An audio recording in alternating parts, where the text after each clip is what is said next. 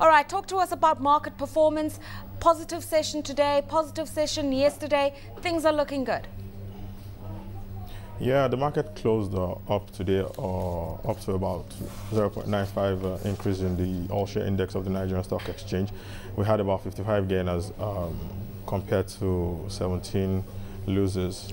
That's in the stock prices. What we're seeing is a basic reversal of what happened in the last quarter of last year, where prices continued to decline. That was mainly because people tried to take their profits or spreads as marginal as they were. But what we're beginning to see now is a basic reversal. You want to consolidate and then go back in. People are beginning to take positions, of course, go long, maybe not too long, maybe in the next one quarter.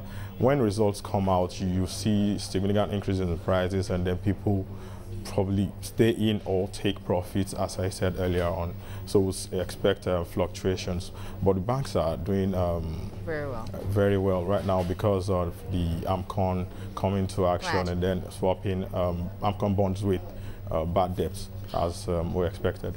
All right, let's deal with some research figures that have come out from Imara this afternoon. They suggest that the advanced decline ratio in Nigeria for 2011 could be at 52 to 23. So definitely a lot more demand for Nigerian stocks. How may that influence prices, do you think? That's good news. It will, of course, help consumer confidence, because just like the Amcon news has triggered increase in price and then more activity in the stock exchange, this is a credible information coming from a recognized body.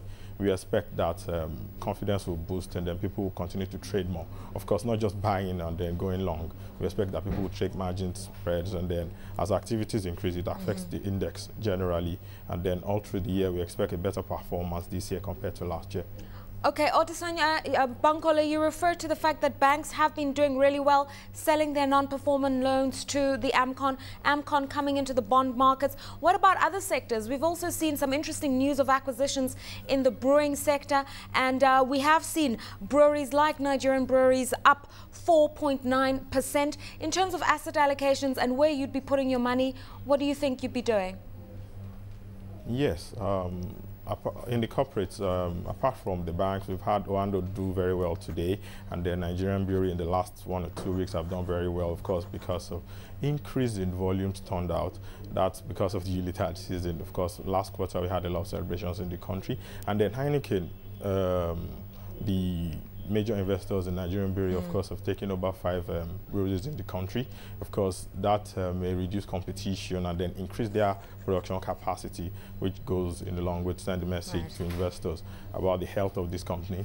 So apart from their performance because of Yuletide, of course, they're investing more into the country, showing foreign investors confidence in the country also. So we expect all this to all in all, help the Nigerian Stock Exchange get back to its feet and then be on the more positive side. All right, let's talk about the naira coming in at 153 naira to the dollar. We've also seen it hit the 154 naira level.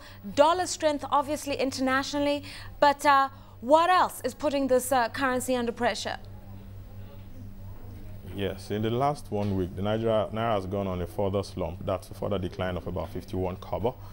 That is because over the Yuletide period when CBN was shut down, that's the Central Bank of Nigeria, demand had accumulated, not just because of investors or, traders trying to import.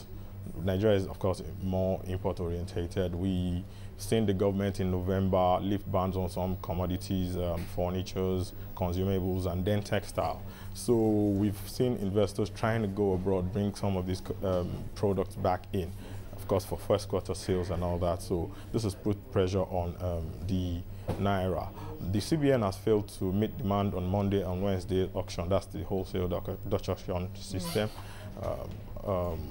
Oil companies and other oil majors have not come to sell. But we expect that in the next 1 or 2 weeks, that's towards the end of the month, they would come, sell a little bit of dollars to set off their obligations. This will marginally help the naira, but we continue to expect a weakened naira because of these huge demands. All right, obviously you talk about marginal gains, and we stress that, the optimum term. What do you expect for the naira going forward? Because post what we've seen in terms of the Yuletide holiday season, we're headed into elections in the next 3 months, and that's going to see a lot of spending on the part of the Nigerian government. Okay, I will touch on one. INEC, that's the electoral body organizing the elections itself, is going to bring in a lot of equipment. This all points to the fact that we're going to import more. That's importation of things we're going to consume. That's for in regular day usage, and then for the election proper in the first and second quarter. So we expect the pressure to be there. We expect a continuous pressure on the naira. It may revalue, but I don't expect a drastic revaluation of the naira. It will stay at the levels at which it is right now for a while.